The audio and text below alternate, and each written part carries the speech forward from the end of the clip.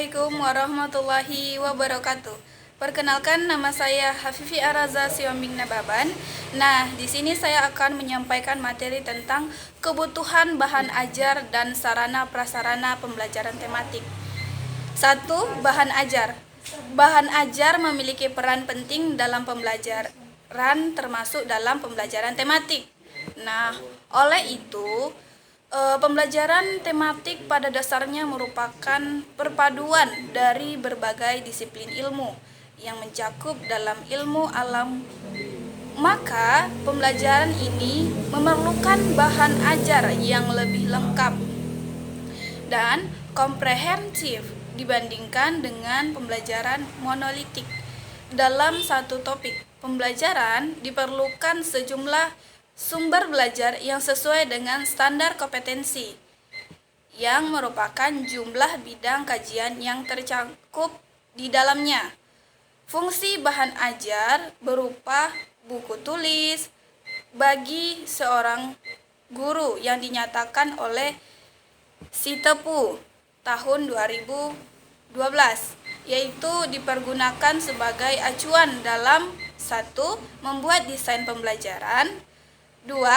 Mempersiapkan sumber-sumber belajar lain, 3. Mengembangkan bahan belajar yang kontekstual, 4. Memberikan tugas penyusunan bahan evaluasi.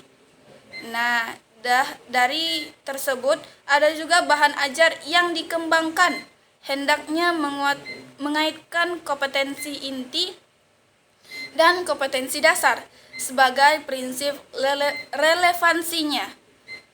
Konsistensi berkaitan dengan ketercapaian tujuan pembelajaran. Kemudian materi pembelajaran yang disediakan dalam bahan ajar hendaknya cukup untuk membantu peserta didik dalam penguasaan kompetensi dasar. Implikasi terhadap penguatan tempat duduk dan pelaksanaan kegiatan pembelajaran tematik perlu melakukan pengaturan ruang agar suasana belajar menyenangkan.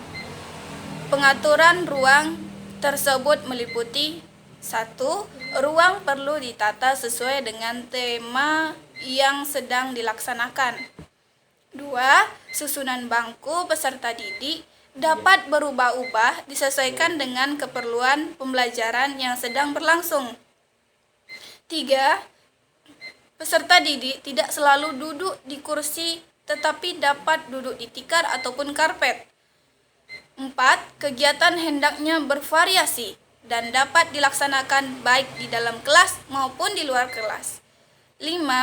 Dinding kelas dapat dimanfaatkan untuk memajang hasil karya peserta didiknya dan dimanfaatkan sebagai sumber belajar. 6. Yaitu alat, sarana dan sumber belajar hendaknya dikelola sehingga memudahkan peserta didik untuk menggunakan dan menyimpan kembali.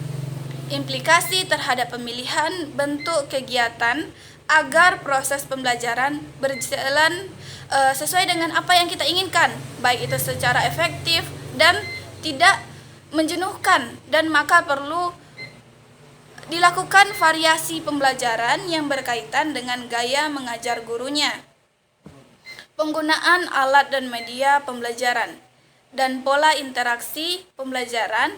Guru juga menggunakan berbagai bentuk kegiatan, misalnya percobaan, bermain peran, tanya jawab, demonstrasi, bercakap-cakap. Dan selanjutnya, implikasi terhadap pemberian respon dan penguatan. Pemberian penguatan perlu dilakukan untuk memberikan respon terhadap perilaku ataupun perbuatan siswa yang dianggap positif agar perilaku tersebut dapat berulang kembali atau meningkat. Perlu memberikan penguatan ini dapat dilakukan dalam bentuk verbal dan non-verbal. Penguatan verbal berupa kata-kata atau kalimat pujian, pendukung, pengakuan ataupun dorongan. Bentuk penguatan non-verbal ditunjukkan dengan cara-cara seperti raut wajah, mimik, gerakan ataupun isyarat badan. Gerak mendekati siswanya. atau berikan sentuhan kegiatan yang menyenangkan atau simbol ataupun tandanya, dan penguatan dengan benda ataupun barang. Berikan apresiasi, misalnya diberikan permen ataupun benda-benda yang sangat dibutuhkan pada saat pembelajaran. Sarana prasarana sumber belajar media. Sarana adalah peralatan yang bergerak dan umum yang dipakai secara langsung, misalnya buku, pena, papan tulis, komputer, dan lain-lain. Sedangkan prasarana alat penunjang adalah proses pembelajaran, misalnya gedung, ruangan, dan lain-lain.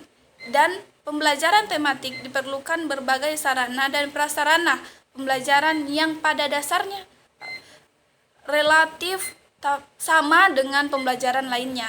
Hanya saja dia memiliki kekhasan tersendiri. Sumber belajar juga merupakan segala bentuk sumber, baik berupa orang ataupun benda yang digunakan untuk memberikan fasilitas ataupun kemudahan belajar bagi siswa ataupun guru. Sumber belajar tersebut meliputi seperti pesan, orang, bahan, peralatan, teknik, hingga dalam pembelajaran ini tidak menutup kemungkinan untuk menggunakan cara yang relatif lebih banyak dengan pembelajaran yang monolitik.